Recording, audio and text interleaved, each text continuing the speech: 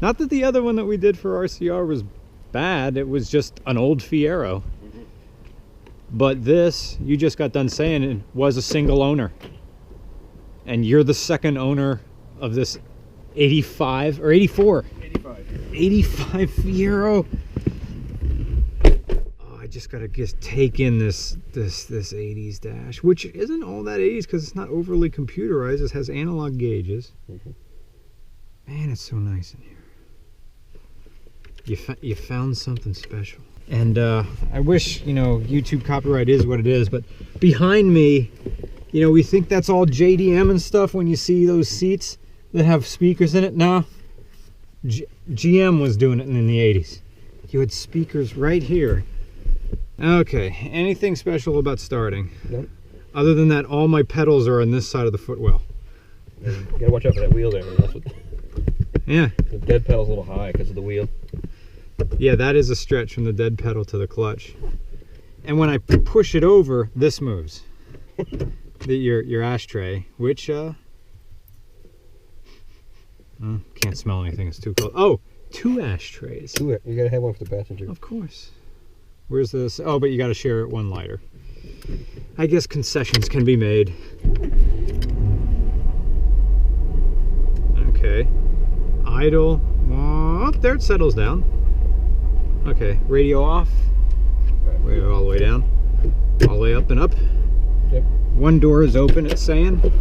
Ajar. There. And thank you guys. You are on your way home from Boston, on your way to Kentucky, stopping over briefly at Bruce Hens. So thank you for doing this. Steering, no power steering? I don't think so.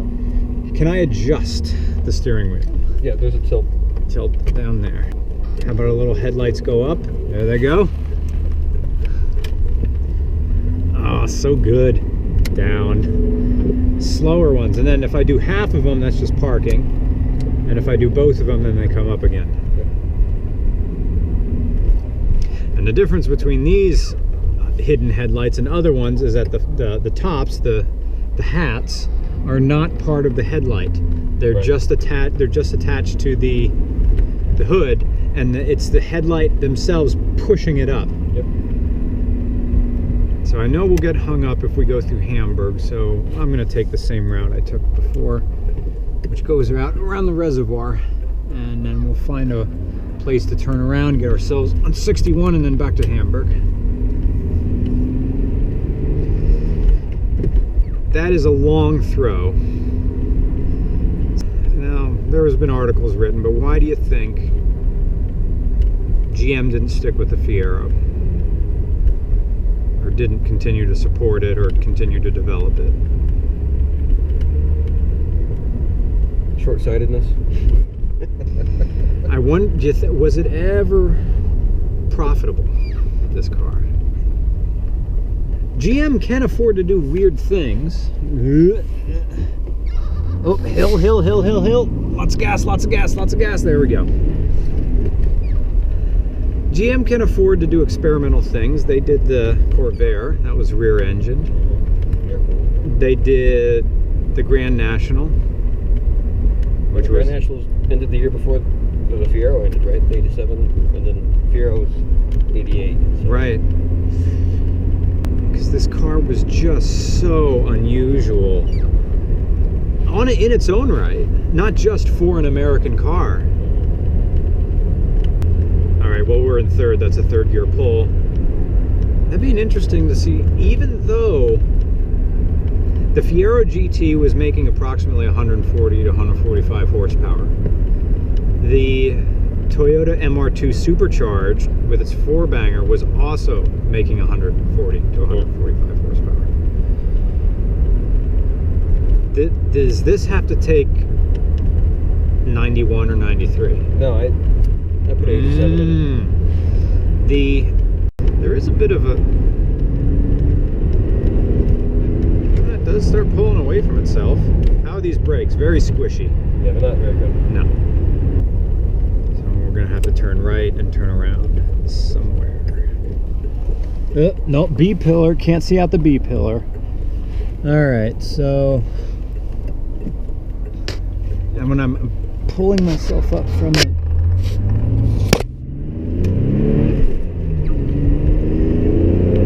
take a lot of talent to get that 1 to 2 shift down, because it's a long throw and it's only a 4-speed, so those gears are separated apart. That could be another flaw. To try to be a sports car, you have a small displacement V8 or V6, and you only have 4 gears to work with. Right. So that's why they put the 5-speed in later years. Yeah, I just went for a 5th and there isn't any. A little bit of a gap up there. For improved fuel economy, shift. This vehicle has a manual transmission. Wait, was this ever offered in auto? Yeah. Oh, okay. So they would have to have a different sticker. Oh wait, I can kind of get my fingers under this. This thing peels. Whoa! Look at that guy. Last minute. How about I concentrate on driving and then I'll read that thing. One of the things Road and Track said in the beginning, that this car was more better for highway cruising than the MR2 is. There is more room. There's more leg room in here. The interior, it is a wider car. And you do have a large center console where both people can put their hand on it and not encroach on each other. Everybody at the shop was kind of shaking their heads when you were driving a Fiero from Boston, but this is in such good shape. The miles would just eat away. The visibility, at least out the front, is amazing. I did not really take into account how good the visibility is out of this thing. I like the glove box, which isn't a glove box. It's a... Oh! Uh-oh. It opens up. Yeah. Oh.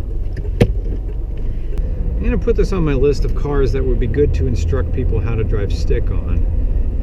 Because once you hear the clutch squeak, you know it's grabbing. And it's only a 4-speed. And unlike other transmissions, it's very... 1 and 3 are clearly different. And it's also, as it goes in, it's okay, now you're in. Now you're in. Now you're out. Now you're in. There's no accidentally putting it into 5th when you go for 3rd. I get it now. I'm going to put this on my list of one of the better, maybe this would be a part of the article, that this is a no-nonsense manual transmission that, yes, it is clunky, but there's no... It does not have the diagram on here, because one of the things when I try to teach some people to drive stick, they look at the diagram as if it's going to help them. Right. Like, you don't think that where that is where 1 is where it is. Turn, right? Yeah. And now you're already in... Well, am I in 4th? Yeah, I'm in 4th. Okay, now we're cruising. Fiberglass. Fiberglass body. Oh, this is a fiberglass body. Huh. Again, Corvette. There was a bit of GM competing with itself, right? And that, would a Corvette owner, would there have been, let me know what you think, would there have been people who were on the fence between a Corvette and a Fiero? But they're two very, very different cars. Well, so the 84 to 87, the rear suspension's just like right on the front of a... Oh, that's reverse, sorry. That's still reverse!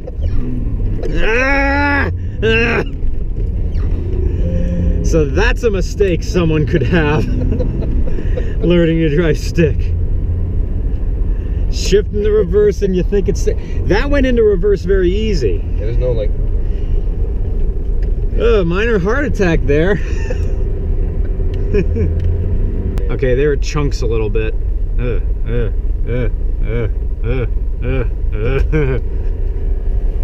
Everybody's still here. They didn't leave.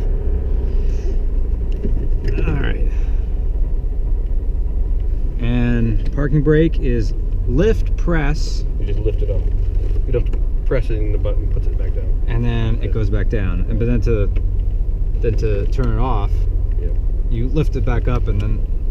Well, how about I turn the car off? And then you have the GM trigger and line up the notches. There you go. Now, I'll just put it in A gear. So, to release it... You take tension off the line and then push the button in and set it back down. The button should go in. take the tension off the Yeah, line. so pick it up enough off the next notch, and then. It's close. Let's roll and see if I'm out. Yeah, I'm out. There you go. Okay.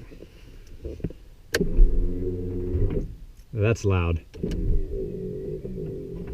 Oh, that the alternator better be running. That's interesting though. It needs the motor to go down. It just doesn't let them fall by gravity. The doors are spring loaded on the hood. Oh, they got to push against that. Well, thank you so much, Isaac, for letting me drive this. Pontiac Fiero, the mainstream misfit.